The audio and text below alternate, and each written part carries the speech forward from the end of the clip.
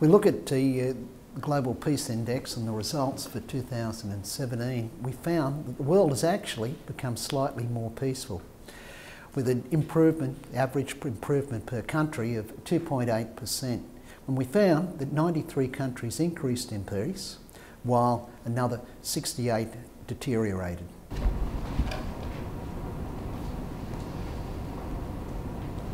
We're looking at the Middle East. It's racked by a number of conflicts, and a number of these conflicts now have been extending for a long while.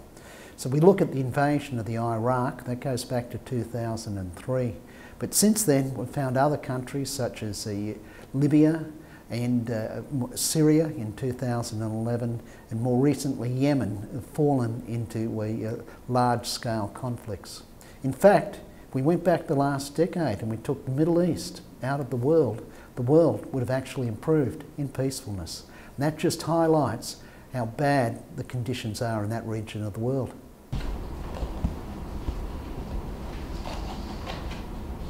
When we look inside the US, there are three factors which are associated with them falling 11 places.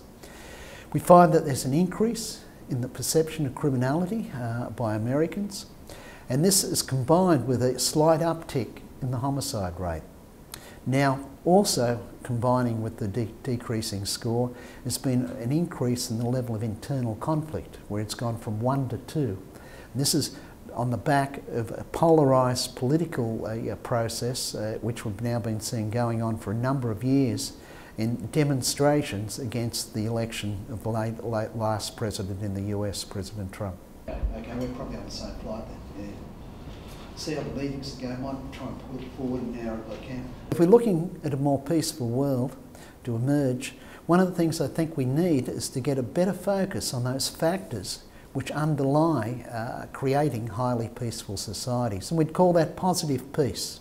So it's the attitude, institutions and structures which create peaceful societies.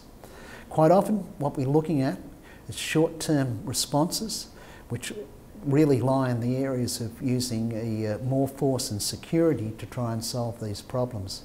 But if we look underneath that, there are a whole set of social factors which give rise to grievances. And if we can actually tackle those underlying social factors, things such as the high levels of corruption, poor functioning governments, poor business environments, a lack of free flow of information, when we address these underlying issues, that's what we need to really, truly create a peaceful world. Energy, yeah. No. I mean, there's so many options these days for various different drinks, aren't there? Yeah, no, that's right. So, feels like the sort of world is your oyster in that respect.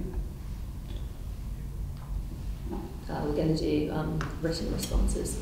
Sorry? We're going to do written responses for you. Okay.